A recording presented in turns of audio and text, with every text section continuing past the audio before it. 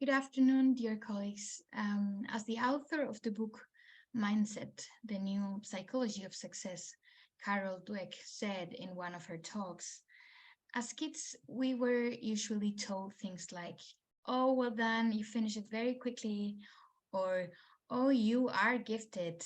And apparently, these comments help us very little. And this made me think of my own childhood and what I heard from my parents, teachers, and how this may have shaped my character as an adult. Are we defining or limiting the potential of our kids or students by using these type of sentences or value judgments? According to Dr. Dweck, psychology teacher at Stanford University, who has been studying different mindsets for the last decades, our society has promoted the use of a fixed mindset during years, especially from the 90s. At that time, we were told as society to motivate our colleagues, our kids, to tell everyone how special and great and talented they were. But what was the result? It led to the acceptance of mediocrity. It didn't challenge people to fulfill their potential. It actually had the opposite effect. I can imagine that people would think, well, if I was told I am really smart, then I should be able to achieve this, but it's not working. So why? And this led to frustration and maybe even give up. What she, together with her team, has been trying to do in the last years is to promote having a growth mindset. People who believe their talents can be developed through hard work, good strategies, and input from others have a growth mindset. On the contrary, those with a fixed mindset tend to believe that their talents are innate gifts. For example, a longitudinal study published in 2007 found that teenagers who believed that their personal characteristics, including intelligence, could be developed, achieved greater academic success than those who believed these characteristics were fixed. In addition, individuals with a growth mindset are more likely to view failure as an opportunity to learn and improve rather than a reflection of their innate ability.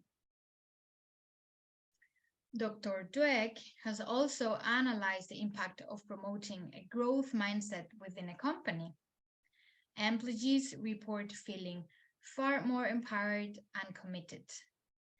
They also receive greater organizational support for collaboration and innovation.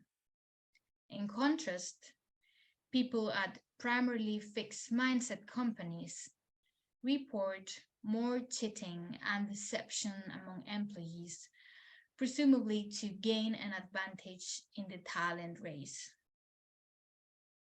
Now that you know a little bit of theory, would you consider yourself having a fixed or a growth mindset? In one interview, Dr. Dweck mentioned that every individual has a mix of both mindsets. It has to be seen more like a spectrum and not like a dichotomy. And it depends really on the area. I see it sometimes even as a strategy. For example, in this specific situation, should I simply look smart, or can I really show them how hard I am working behind the scenes? Well,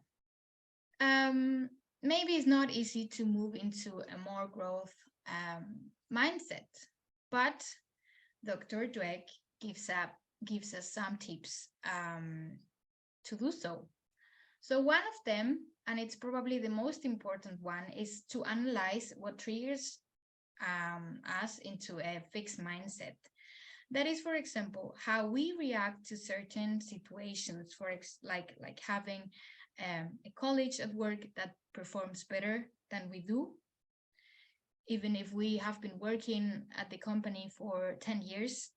Do we feel jealous, or do we allow ourselves to maybe get inspiration from this colleague, or even ask them for help?